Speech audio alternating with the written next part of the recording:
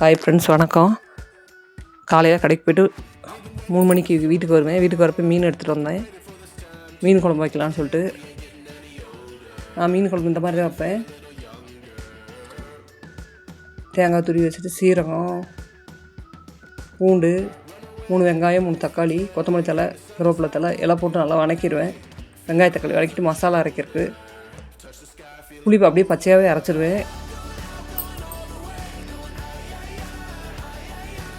மிளகாத்தூள் 1 ஸ்பூனு, மஞ்சத்தூள் 1/2 ஸ்பூனு, தனியாத்தூள் 1 ஸ்பூனு, சில்லி பவுடரு, மிளகாத்தூள் நம்ம அரைச்சி வச்ச வீட்டு மசாலாத்தூள் எல்லாம் போட்டு அரைச்சிடுவேன். இது மீன் ரோஸ்ட் பண்ணுறதுக்கு தனியாக எடுத்து வச்சுருக்கேன். அது டாஸ்ட் மசாலா, இலக்கொட்டை மசாலா நல்லாயிருக்குங்க. மீன் மசாலா எல்லோரும் கேட்பாங்க. கொஞ்சம் காரத்துக்காக எக்ஸ்ட்ரா சில்லி பவுடரும் போட்டிருக்கேன். போட்டு நல்லா கலந்து வச்சிடுறது.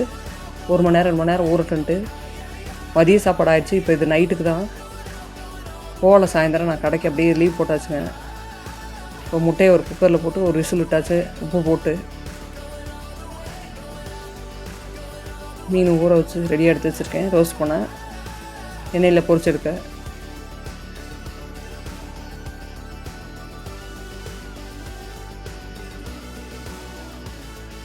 மஞ்சட்டில் தான் மீன் குழம்பு எப்பவுமே வைக்கிறது.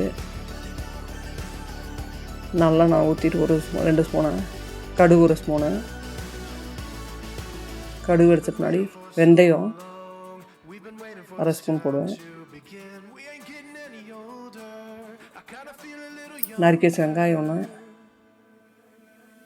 நல்லா கலர் வரணும். நல்லா வதக்கி விட்டுட்டு கருவேப்பிலை நல்லா வதங்கிடுச்சுன்னா இப்போ அரைச்சி வச்ச மசாலா ஊற்றிடுவேன். ஊற்றி கொஞ்சம் நேரம் அந்த பச்சை வாசனை போகிற வரைக்கும் வதக்கிட்டு கம்மியாக தான் வைக்கிறது மீன் குழம்பு. ஒரு நேரம் மட்டும் சாப்பிட்றதுனால கொஞ்சமாக வச்சாச்சு.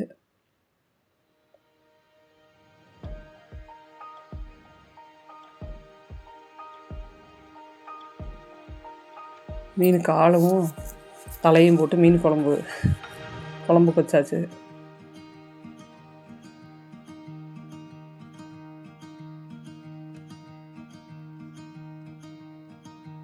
இந்த கேப்பில் வெளியே ஆட்டுக்கெல்லாம் கழுவி வச்சுருக்கேன் ரெடியாக. இனிமேட்டு மசாலா இதெல்லாம் அரைக்கலான்ட்டு ஒரு ஐடியா வந்துருச்சுங்க. முதல்ல அரைச்சப்பெல்லாம் ரொம்ப டைம் இருக்கிறதில்ல. சரி அரைக்கலாம் சட்னி இட்னியெல்லாம் அப்படின்னு சொல்லிட்டு ரெடி பண்ணி வச்சுருக்கேன். ஊர்லேருந்து குச்சி கொண்டு வந்தது இப்போ தான் அடிச்சு விட்டு இறுக்கி வச்சுருக்கேன். குழம்பு ஆயிடுச்சு. கொத்தமல்லி தழை தூவிட்டு இறக்கி வச்சுட்டு மீன் நல்லா வெந்துருச்சு.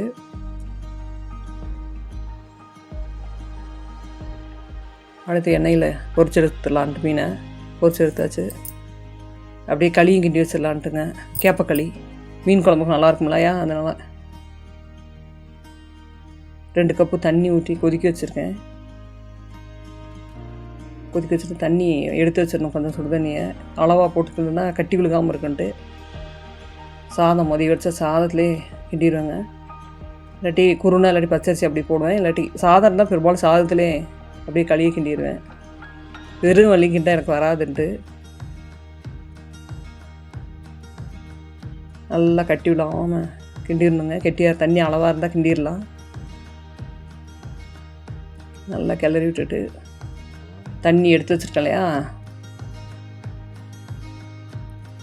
எடுத்து வச்சுருக்க தண்ணியை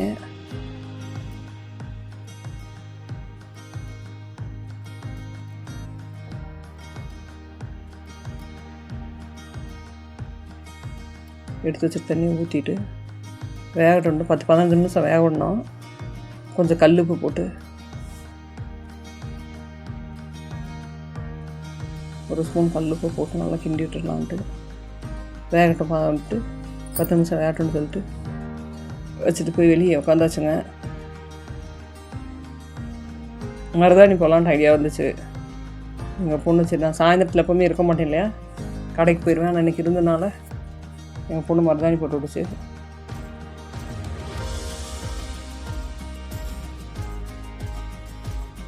எப்போவுமே வாய்ஸ் கொடுக்கும், ஆனால் வீடியோவுக்கு வராது. மருதாணி போட்டாச்சுங்க. அடுத்து சாப்பிட்றதுக்கு ரெடி ஆகிட்டோம். இரவு சாப்பாடு இப்படி தான் முடிஞ்சிச்சு எங்களுக்கு. நீங்கள் எப்படி மீன் குழம்பு செய்வீங்க?